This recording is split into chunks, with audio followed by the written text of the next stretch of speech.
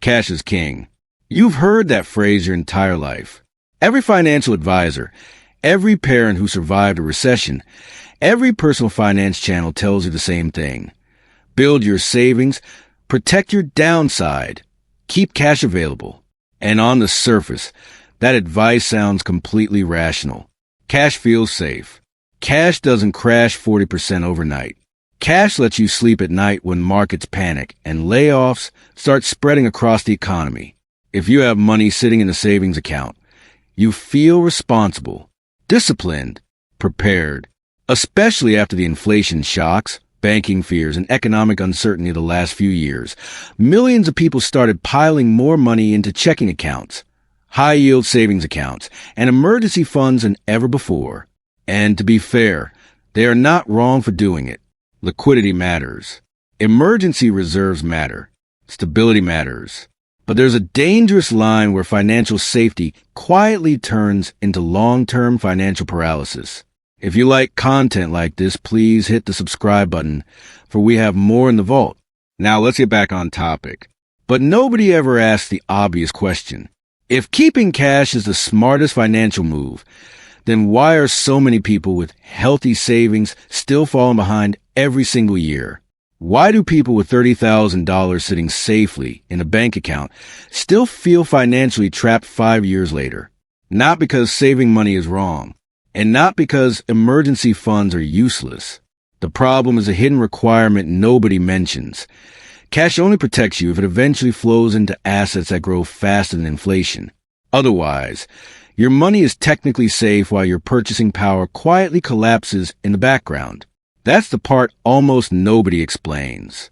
A savings account earning 3 or even 4% sounds responsible until inflation, taxes, and invisible fee drag reduce your real effective return close to zero, sometimes negative, which means the longer large amounts of cash sit idle, the more your financial life slowly freezes in place without you noticing it happening.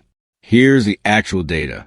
According to the Federal Reserve, the median American savings account balance is under $8,000, not the six-figure security cushion personal finance culture constantly implies.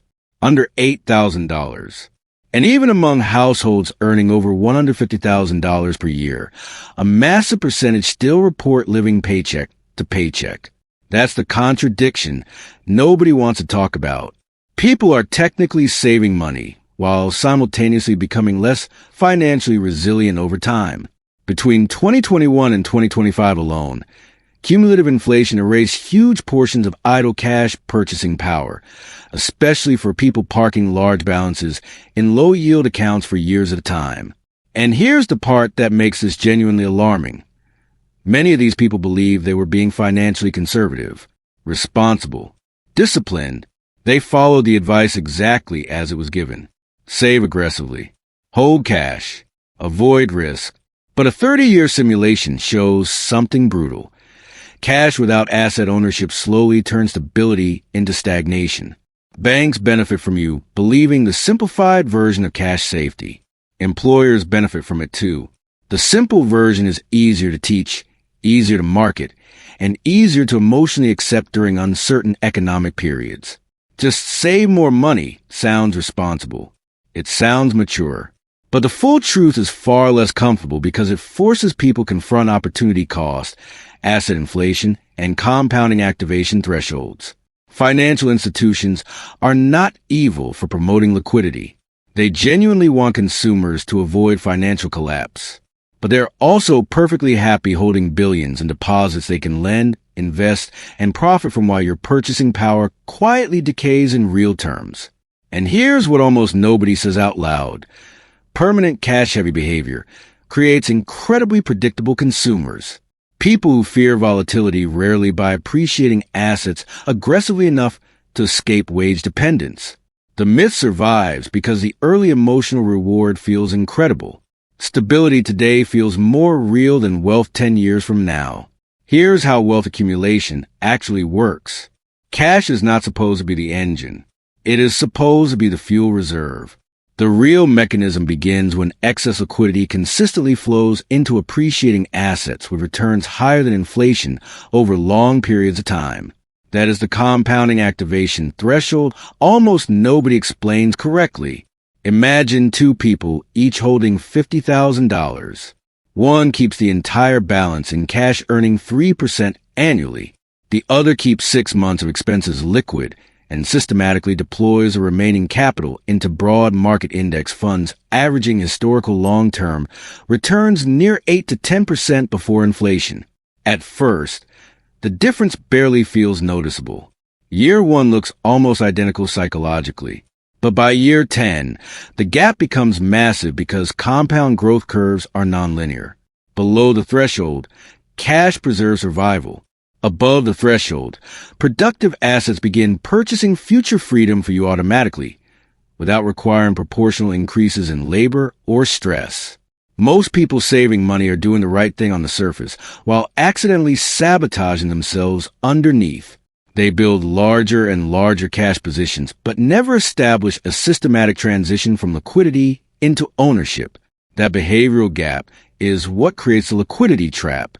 They contribute consistently to savings accounts, stack emergency funds far beyond what they realistically need, and delay investing until they feel safer. But safety keeps moving. First it is $10,000, then $25,000. Then 1 full year of expenses sitting idle in cash. Meanwhile, asset prices continue compounding without them. The result is brutal because it feels responsible the entire time it is happening. They think they are reducing risk when they're often increasing long-term financial fragility instead. Why? Because inflation compounds too. Opportunity cost compounds too. And once people become emotionally dependent on seeing large cash balances untouched, they stop behaving like investors and start behaving like permanent defenders of money they never allow to actually work. Instead of treating cash like the final destination, treat it like a staging area. Keep a defined liquidity reserve. Then automate everything above that threshold into productive assets immediately. For most people, that means maintaining 3 to 6 months of essential expenses in cash, not 3 to 6 years.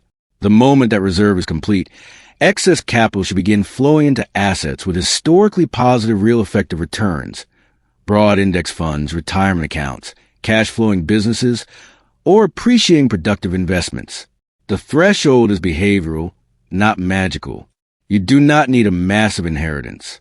You do not need perfect market timing. And you absolutely do not need to feel fully ready before starting. What matters is building an automatic bridge between earning money and owning assets. Even a minimum viable contribution invested consistently changes the entire trajectory over a 30-year simulation, because the goal is not to hold money forever. The goal is to convert temporary income into permanent ownership before inflation quietly erodes it. Year 1 feels underwhelming. You automate investments, keep a reasonable emergency reserve, and honestly, your life barely looks different. The portfolio growth feels too small to matter. Year 2 is where most people quit because the visible progress still seems disconnected from the effort. The market fluctuates. Inflation still exists. Your account balance does not subtly transform your lifestyle overnight, but around years 3 to 5, something subtle changes. Your assets begin generating meaningful growth without requiring additional hours from your life. Small market movements start adding more money than a week of work used to. Then years 7 through 10 arrive, and the compounding activation threshold finally becomes visible, not as luxury, not as internet finance fantasy, as breathing room, as optionality, as reduced financial fear. The tragedy is that most people abandon the process before the mechanism fully activates. The strategy was never broken. The timeline was simply much longer, quieter, and less emotionally exciting than people were promised online. If you want more videos breaking down the hidden mechanics of wealth, subscribe now.